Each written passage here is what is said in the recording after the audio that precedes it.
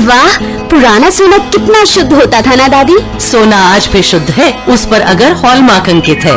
आप भी ध्यान रखें, सोना हमेशा BIS प्रमाणित ज्वेलर से ही लें। बिल अवश्य लें और जांच लें कि बिल पर अंकित और आभूषण पर अंकित शुद्धता समान है। अधिक जानकारी के लिए लॉग ऑन करें BIS.gov.in पर। नमस्कार, आकाशवाणी चंडीगढ़ से प्रादेशिक समाचारों के साथ मैं रत्तिका। पहले इस बुलेटिन के मुख्य समाचार। प्रधानमंत्री नरेंद्र मोदी कल नई दिल्ली में नो मनी फॉर टेरर विषय पर आतंकवाद को वित्तीय सहायता रोधी तीसरे मंत्री सम्मेलन को संबोधित करेंगे। केंद्रीय वाणिज्य एवं उद्योग मंत्री पीयूष गोयल ने कहा कि मीडिया और मनोरंजन उद्योग में जीवन में बदलाव लाने और रोजगार सृजन की क्षमता है। हरियाणा के मुख्य सचिव संजीव कौशल ने राज्य में बनने वाले पहले अंतर्राष्ट्रीय सम्मेलन केंद्र के वाणिज्यिक उपयोग सुनिश्चित करने के लिए हितधारकों के सुझाव लेकर डिजाइन तैयार करने को कहा है।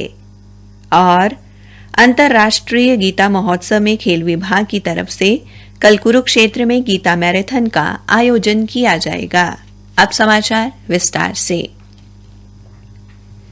प्रधानमंत्री नरेंद्र मोदी कल नई दिल्ली में नो मनी फॉर टेरर यानी आतंकवाद के लिए कोई पैसा नहीं विषय पर आतंकवाद को वित्तीय सहायता रोधी तीसरे मंत्री सम्मेलन को संबोधित करेंगे। इस 2 दिवसीय सम्मेलन से आतंकवाद को उपलब्ध होने वाले धन को रोकने के लिए राष्ट्रों और संगठनों को प्रभावी विचार विमर्श करने का अवसर मिलेगा। इसके अलावा इस सम्मेलन से आतंकवादियों के धन स्रोत रोकने में वैश्विक सहयोग को भी बढ़ावा मिलेगा। काबिले गौर है कि इस सम्मेलन में दुनिया भर से 450 प्रतिनिधि हिस्सा लेंगे, जिनमें मंत्री, बहुस्तरीय संगठनों के प्रमुख और वित्तीय कार्रवाई कार्यबल के प्रमुख शामिल होंगे। केंद्रीय वाणिज्य एवं उद्योग मंत्री पीयूष गोयल ने कहा है कि मीडिया और मनोरंजन उद्योग देश की ऐसी ताकत है जिसमें जीवन में बदलाव लाने और रोजगार सृजित करने की क्षमता है। नई दिल्ली में भारतीय उद्योग परिसंघ द्वारा आयोजित बिग पिक्चर सम्मेलन के समापन सत्र को संबोधित करते हुए श्री गोयल ने कहा कि देश के समृद्ध सांस्कृतिक मूल्यों और लोकाचार की रक्षा के लिए मीडिया और मनोरंजन उद्योग को भी कुछ स्वनियमन जोड़ने की जरूरत है। मंत्री ने आश्वासन दिया कि सरकार इस उद्योग की हर संभव मदद करेगी। उन्होंने कहा कि सरकार ने 100% विदेशी स्वामित्व की अनुमति देने के लिए प्रत्यक्ष विदेशी निवेश की सीमा बढ़ा दी है। आकाशवाणी समाचार की महानिदेशक डॉ वसुधा गुप्ता को आकाशवाणी महानिदेशक का अतिरिक्त प्रभार सौंपा गया है। 1989 बैच की भारतीय सूचना सेवा अधिकारी डॉ वसुधा गुप्ता ने अपने 32 वर्ष के कार्यकाल के दौरान सूचना एवं प्रसारण मंत्रालय में अलग अलग पदों पर सेवाएं निभाई हैं। इससे पहले वे पत्र सूचना कार्यालय की महानिदेशक भी रही। इस दौरान उन्होंने कोविड-19 महामारी के चुनौतीपूर्ण समय में सूचना प्रसारण सामग्री तैयार करने और इसे लागू करने में महत्वपूर्ण भूमिका निभाई। दिल्ली स्थित भारतीय प्रौद्योगिकी संस्थान से PhD करने वाली डॉ वसुधा गुप्ता ने आकाशवाणी समाचार की अतिरिक्त महानिदेशक रहते हुए आकाशवाणी के माध्यम से क्षेत्रीय भाषाओं में सोशल मीडिया प्लेटफॉर्म की शुरुआत भी की। हरियाणा के गृह मंत्री अनिल विज ने राज्य को अपराध मुक्त एवं सुरक्षित बनाने के लिए अधिकारियों को भीड़भाड़ वाले क्षेत्रों में CCTV कैमरे लगाने के कार्य में तेजी लाने के निर्देश दिए हैं। श्री विज ने बताया कि अधिकारियों ने उनको अवगत कराया कि आगामी 15 दिसंबर तक ऐसे सभी CCTV कैमरों की मैपिंग कर दी जाएगी। उन्होंने कहा कि स्वास्थ्य विभाग के सभी भवनों, अस्पतालों व स्वास्थ्य केंद्रों में CCTV कैमरे लगाने के लिए निर्देश जारी किए जाएंगे। श्री विज ने कहा कि इसके अलावा CCTV पोर्टल बनाने पर भी चर्चा की गई तथा विभिन्न विभागों को अपने कार्यालयों के परिसर में CCTV लगाने के लिए नियम एवं मापदंड तय करने के लिए पुलिस अधिकारियों को भी निर्देश दिए गए। प्रादेशिक समाचार आकाशवाणी चंडीगढ़ से प्रसारित किए जा रहे हैं।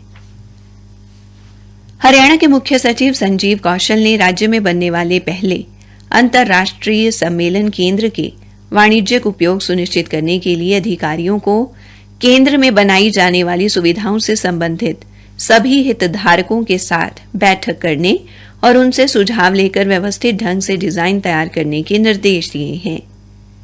इसके अलावा उन्होंने ऐसे बड़ी परियोजनाओं को लागू करने में तेजी लाने हेतु प्रत्येक परियोजना के लिए सब कमेटी बनाने और उसमें परियोजना से संबंधित अन्य विभागों के प्रतिनिधियों को शामिल करने की हिदायत भी की।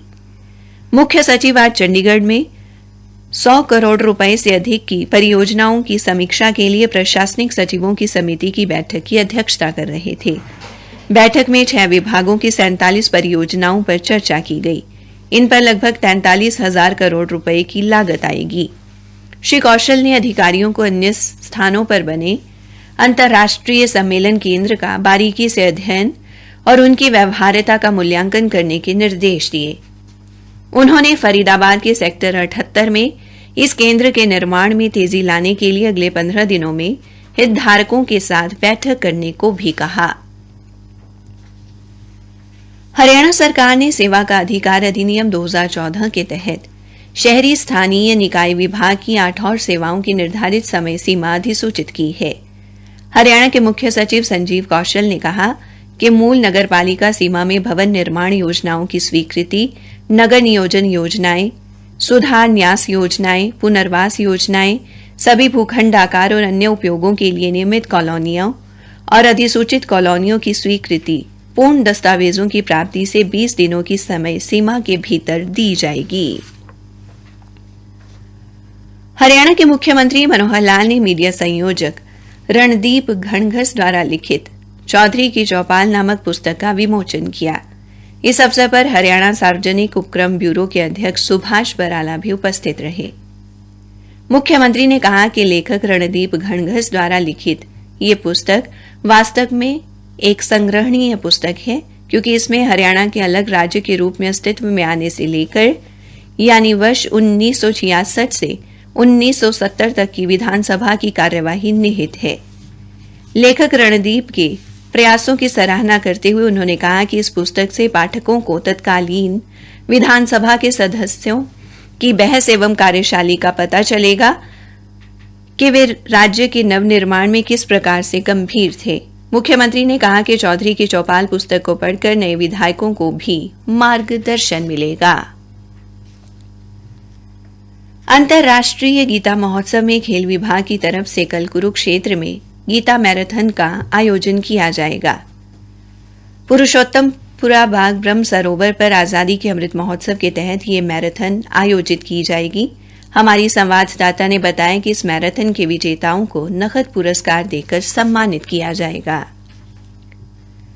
आजादी के अमृत महोत्सव और फिट इंडिया अभियान के तहत युवाओं को जागरूक करने के लिए भारतीय नौसेना मैराथन धावकों द्वारा शुरू की गई 1500 किलोमीटर की दौड़ में शामिल धावकों का आज हिसार पहुंचने पर स्वागत किया गया।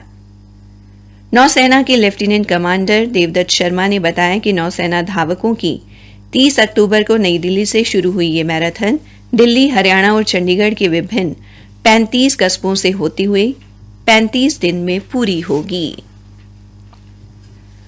हरियाणा सरकार की तरफ से फरीदाबाद, पलवल, फतेहाबाद और हिसार में 22 नवंबर को जिला परिषद एवं पंचायत समिति तथा 25 नवंबर को पंच व सरपंच के पद के लिए होने वाले मतदान के मद्देनजर इन जिलों के अधिकार क्षेत्र में राज्य सरकार के कार्यालयों, बोर्ड, निगम और शैक्षणिक संस्थानों आदि में सार्वजनिक अवकाश रहेगा।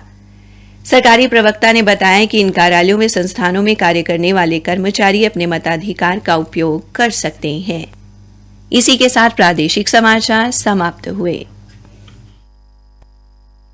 सीमा बहन जी कहाँ हो आजकल? गौतम भाई, जब से टीबी हुआ है लोगों ने मिलना जुलना बंद कर दिया है, तो मैं भी थोड़ा। अरे ऐसा मत कहो बहन, अब तो पूरा देश जुट गया है टीबी रोगियों का हाथ थामने को। सचमुच? हाँ। क्या आप जानते हैं प्रधानमंत्री टीबी मुक्त भारत अभियान के तहत कॉर्पोरेट्स, जनप्रतिनिधि, एनजीओ, अन्य लोग सभी टीबी रोगियों के लिए पोषण, जांच, इलाज और आजीविका संबंधी सहायता देने का वचन दे रहे हैं। निक्षय मित्र बन टीबी मरीजों की सहायता करें। आज ही 1800-116666 पर कॉल करें। टीबी हारेगा देश जीतेगा। राष्ट्रीय स्वास्थ्य मिशन, स्वास्थ्य विभाग हरियाणा द्वारा जनहित में जारी।